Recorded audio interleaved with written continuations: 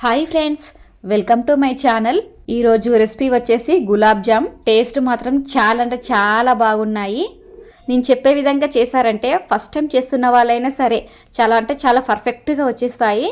మనం బయట కొంటాం కదా షాపులలో, అదే సేమ్ టేస్ట్ అనేది ఉంటుంది.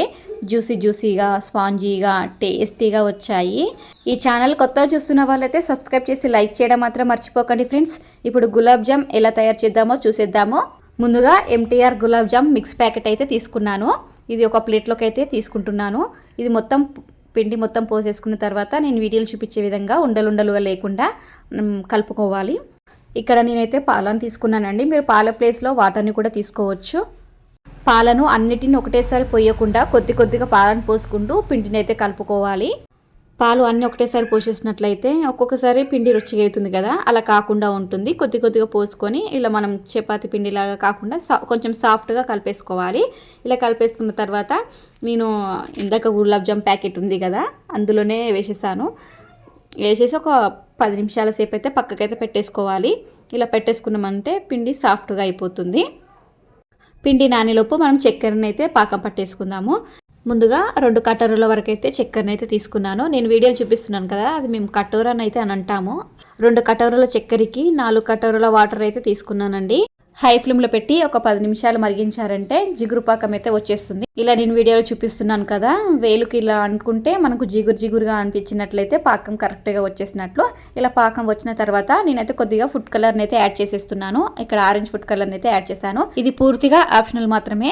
తర్వాత కొద్దిగా ఇలాచీ పౌడర్ని అయితే యాడ్ చేశాను. ఫుడ్ కలర్ ఇలాచీ పౌడర్ వేసిన తర్వాత ఒక 2-3 మినిట్స్ మరిగించుకోవాలి. ఇలా మరిగించినట్లయితే ఫుడ్ కలర్ కొంచెం పాకానికి మంచిగా పడుతుంది. ఇలా మరిగించిన తర్వాత స్టవ్ అయితే బంద్ చేసుకోవాలి. మూత పెట్టేసి ఈ పాకాన్ని అయితే పక్కకైతే పెట్టేసుకుంటున్నాను. ఆ లోపు మనకు పిండి అయితే నానిపోయింది.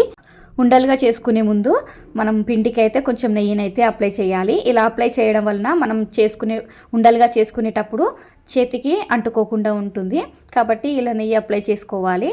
ఇలా నేను వీడియోలు చూపిస్తున్నాను కదా, అలా పైన నెయ్యి అప్లై చేశారంటే చేతికి అంటుకోకుండా ఉంటుంది.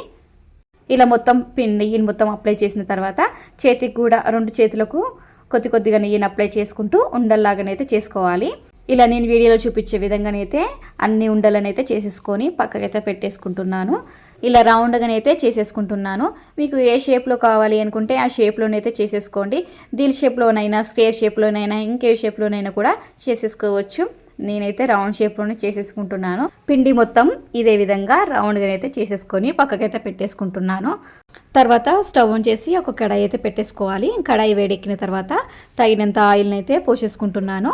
మనం గులాబ్ జామ్లను ఫ్రై చేసుకునేటప్పుడు ఆయిల్ బాగా వేడెక్కొద్దండి. నేను కొంచెం పిండిని ఆయిల్లో వేసాను కదా, ఆ పిండి చుట్టూ లైట్గా బబుల్స్ వస్తున్నాయి కదా, ఆ హీట్ సరిపోతుంది.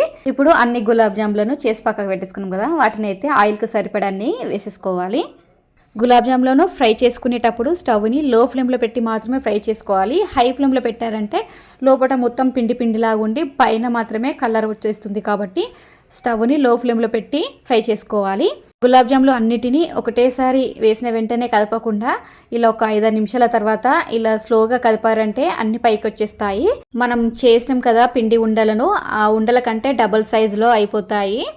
గులాబ్ జాములను ఫ్రై చేసుకునేటప్పుడు గరిటెతోటి స్లోగా ఇటు అటు అనుకోవాలి. నేను వీడియోలు చూపించే విధంగా స్లోగా అనుకున్నారంటే అవి విరిగిపోకుండా అన్ని వైపులా సమానంగా ఫ్రై అవుతాయి. గులాబ్ జాములన్నీ ఈ విధంగా ఫ్రై అయినట్లయితే ఆయిల్ నుండి తీసేసుకోవాలి. ఆయిల్ నుండి తీసిన వెంటనే పాకంలోనైతే వేసుకోవాలి. ఇవి పాకంలో వేసే ముందు పాకం గోరువెచ్చగా ఉండాలి. ఇవి వేడిగా ఉన్నట్లయితే పాకం మంచిగా పీల్చుకుంటాయి.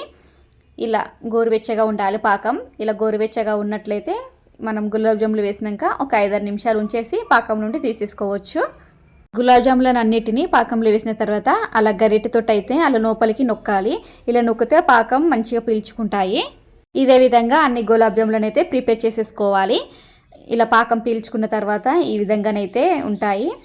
చాలా అంటే చాలా స్పాంజీగా టేస్టీగా చాలా బాగా వచ్చాయి. మీరు కూడా ఖచ్చితంగా ఇలా ఒకసారి ట్రై చేయండి. ఫస్ట్ టైం ట్రై చేసినా సరే చాలా పర్ఫెక్ట్గా వచ్చేస్తాయి. జ్యూసీగా స్పాంజీగా చాలా టేస్టీగా వచ్చాయండి. ఇలా స్పూన్ తోటి కట్ చేసినా కూడా ఎంత సాఫ్ట్గా కట్ అయిందో, చాలా జ్యూసీగా చాలా బాగా వచ్చాయి. మీరు కూడా ఖచ్చితంగా ట్రై చేయండి. టేస్ట్ కూడా అదుర్స్.